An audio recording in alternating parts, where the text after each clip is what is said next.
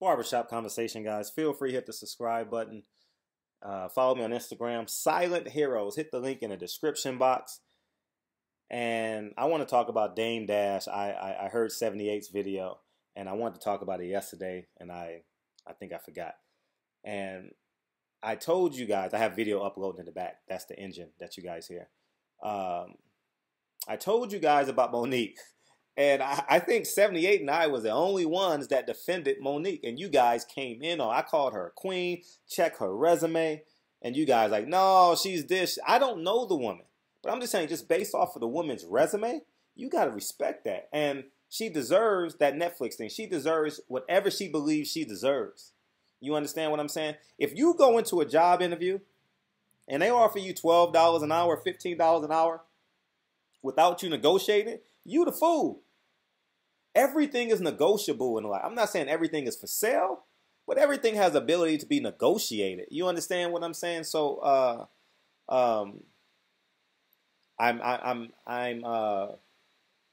want to talk about this. I want to go a little bit deeper about how homosexuality can leverage their how homosexuals can leverage their homosexuality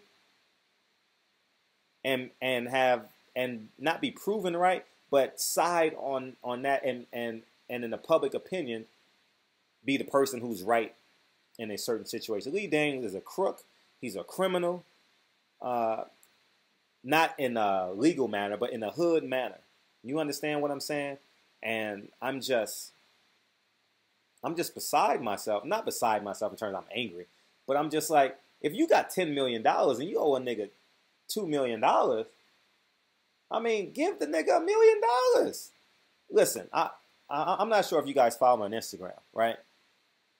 June 16th, I posted it a week ago, but a week later, I posted a tweet. I was just telling a friend, thank you for what he's done for me in the boxing game. You guys don't know going behind the scenes of me and how I get access. You know, I'm leveraging relationships, right? And at the end of the day, I've had a friend who's helped me immensely, right? I mean, like immensely, like on a Sam Watson level, or you understand what I'm saying? That degree, like Kenny Porter, right? And I said, the next time I see you, I got $200 for you. The dude's a millionaire. He don't need my money, but I'm giving him $200. Go to my Instagram and you guys will see it. And I said this: when a man shows you how to fish, you have the responsibility to every blue moon, every time you catch a fish, you have the obligation to give him one of them. And that's for the rest of your life. The rest of your life. I am that loyal. I am that loyal. I'm serious. Maybe, and when I was broke, I was that loyal. And now that I have a little bit of money, I'm still that loyal. And more important, I'm more conscientious of the world that goes around me now because I'm, as you say, I'm alive, I'm woke, I'm more conscious, I'm more red. You understand what I'm saying? And I think it's essential. If a nigga gives you $5 and you was homeless and you haven't eaten in 2 days, that $5 is worth $500 to you. Every time you see that nigga, not every time, but once or twice a year, you need to buy that nigga lunch. You need to buy that nigga Arizona iced tea and some, you know what I mean? You just got to go to his PayPal and just slide the nigga something. Like, for real, like, this is like, I'm wired this way. And maybe I'm like this to a fault. You understand? But you know what? My blessings is not contingent upon how someone else receives the blessings that I give them. I give blessings and let it go. You understand? I've lost a whole lot. I still have outstanding. I've told you guys about the outstanding balances that I've got in these streets. I still have them. But I've made 10 times more. And when I think about it in my silent moments, do I get angry and want to fucking go run the nigga down? Abso-fucking-lutely I do. But, you know, I come home and I say, you know what? Life is better on this side of the railroad tracks. You know, I'm not the type of nigga that runs out with guns and all this shit. I'm a hands up type of nigga. Like, we gonna square up and fight. I'm that nigga. Like, not in terms of, like, I'm just going out the street fighting. But I'm saying, if you owe me something, I don't just let you take it. We gonna square up and fight. You understand? And it's just, that's just the life I believe in. And Lee Daniels I'm just beside myself. A nigga gave you $2 million that believed in you as a and granted that Dame Dash is black, I get all of that. But Dame Dash said he got to sue the nigga to get his money back. Lee Daniels, you need to pull that nigga aside. Hey, listen, here's $300,000 right now. Here's $300,000 right now. All right. Give me 2 months. I'm gonna give you $300,000 more dollars. It might hurt just to give a nigga $2 million. I understand that. I completely understand. I'm very pragmatic. I understand the realities of this. But that $2 million has put Lee Daniels in a situation where he doesn't have to reach out and look for work. People are going to use Lee Daniels because he hits 2 markets. He's going to be a director of so many things because the homosexuals and the black community, he has them on lock. Similar to a Tyler Perry, right? Like he has those 2 genres on lock. They're going to support him regardless. So you're going to get the Goobers or the Paul Goober. You're going to get the Paul Goobers of the world and people with all this money say, hey, I'm going to give you $30 million to do this movie.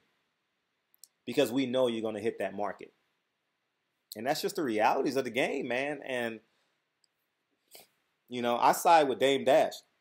I've always sided with Dame Dash. And y'all motherfuckers got mad at me when I did a response video on the Breakfast Club. These motherfucking, remember, Coach of Dame Dash said this in his Instagram video. Culture vultures don't have to necessarily be white. They can be black. They can be scavengers, man. And he is I haven't read Dame Dash book. Maybe I need to read it. I'm,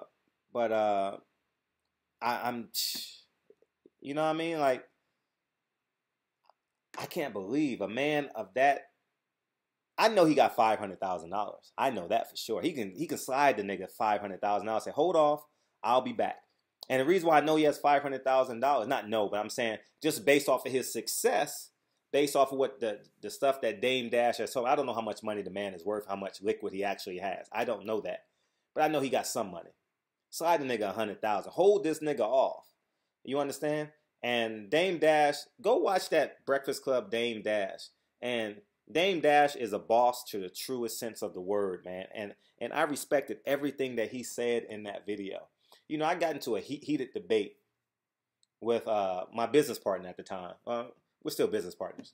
And we had a heated debate about sending our kids to college. I said, here's my stance on college. I already have a college degree. I have a degree in history, right? My son will inherit that history degree. My son will inherit the prerequisites that goes along with college. You know why? Because the nigga's with me every day. He will get my energies. So in my head, whatever you want to be, that's the plan we're going. So I'm just giving you guys examples. If he wants to go to the military, we don't have to go to college. If you want to be an entrepreneur, we don't have to go to college. If you want to be a school teacher, you have to go to college. If you want to be a doctor, you have to go to college. If you want to be a judge, a lawyer, if your end goal is to be a politician, my suggestion is that you don't have to go to college to be a politician, but it makes it a little bit easier to enroll. So whatever your goal is, that's what we're doing. If you don't need college to get to your end goal, we don't have to go. I'm not giving a white institution $200,000 of my money. My son is not going to qualify for financial aid. I pray to God that he's athletic enough or artistic enough or genius enough to get some monies. I pray. You understand what I'm saying? So at the end of the day, I want my son, whatever he wants to do. My son already has a job. My son already owns an apartment building. So what I'm saying is this. Whatever his backup plan is set. I mean, like, for real. If he falls on his ass, and I no parent wish that they do. I'm just being real honest with you. But, you know, these are the realities of life. You know, if he picks up a bad habit, drugs, alcohol, these are realities of the world. I'm not remiss to say I'm such a great father or such a great man that my son cannot, develop these bad habits. I'm not saying that, not by any means, not any stretch of my imagination. But there is a foundation in place to where if he wants to be if he wants to run an entertainment company, right? He has his seed money. The money that he makes per month, when he graduates from high school, the building will be paid off. You understand? And he'll be collecting those rents every month. You understand what I'm saying? And I hope that I've done a good enough job with him in terms of him being, his fiscal awareness will be as high as it can be in the years that he lives with me. I'm not stuck on him 18 and him leaving the house. I'm not bent on that. I'm really not, because that's a social construct that I think we've all fallen in bed with. Maybe I'll do a video on that. When I feel that nigga's ready to be out on his own, then I feel he's ready to be out on his own. You understand? I intentionally had an October baby so he can be late anyways. You know, because I graduated from high school at 17 and I went to college at 17. I said, no. I don't like that. I'm just based on, I'm reminiscing about me as a 17-year-old and a freshman in college. You know, I wish I would have went to 18 and a half. So that's what I'm preparing my child for. And at the end of the day, I think Lee Daniels is just, I mean, that's so disrespectful. The nigga been eating. What season is this of Stars? What's it called? You guys know that shit. The Empire. The shit come on channel. I stopped watching this shit when I saw them niggas kiss. Oh, I said, I can't watch this shit. No, I don't want that energy in my house. I don't want that shit projecting through my TV screen. I'm not homophobic. I don't believe in the word homophobic. That's just a term to create fear, to create, oh, you can't talk about homosexuality like it's wrong, like it's right. No. I don't believe in I don't believe in homophobia. You either gay or you straight.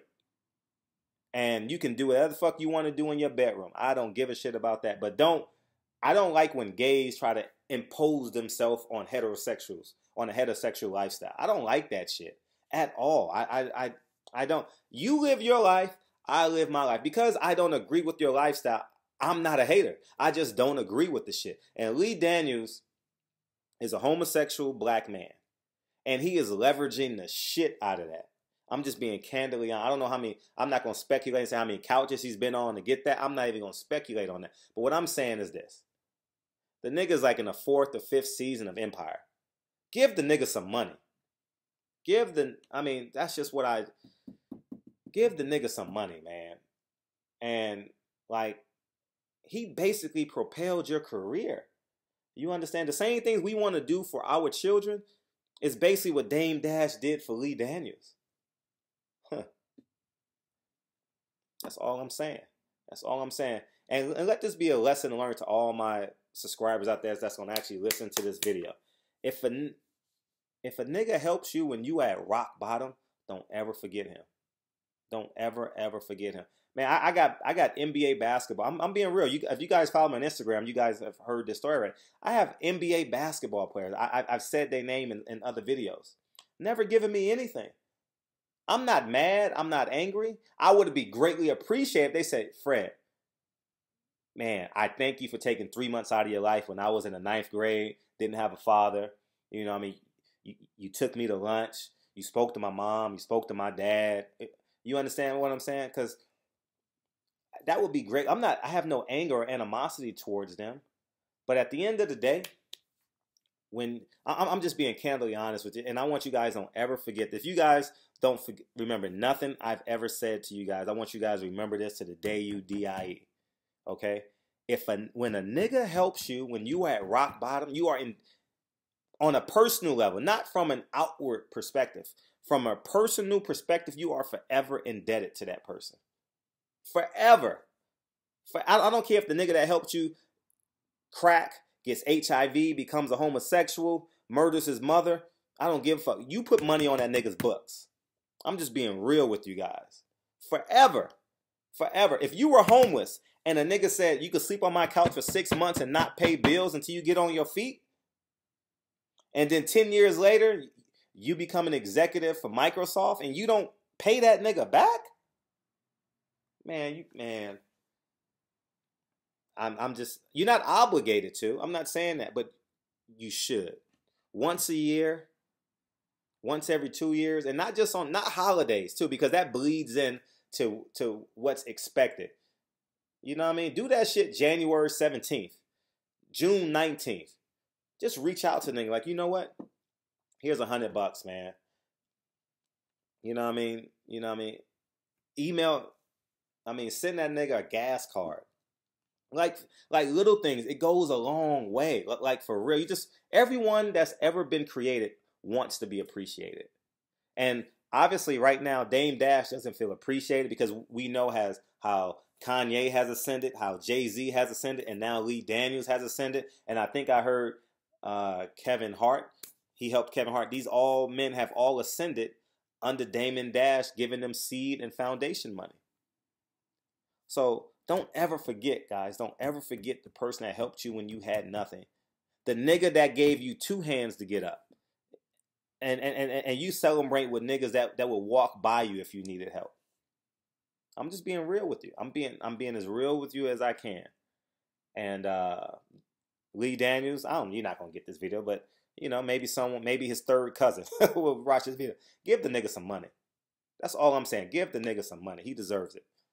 And forever he deserves money.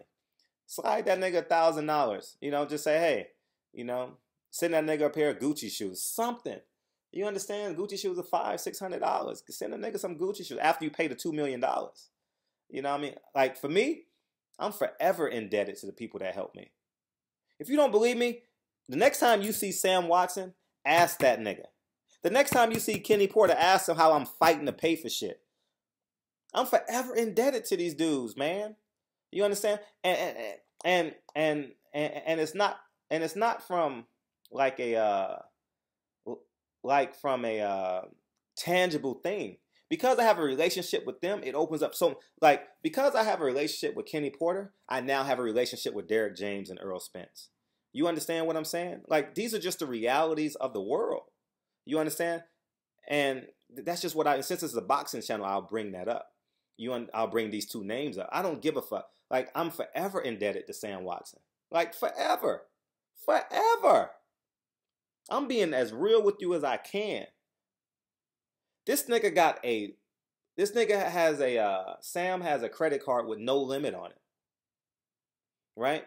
We went out to lunch in New York for the Adrian Broner fight, right? Adrian Broner fight.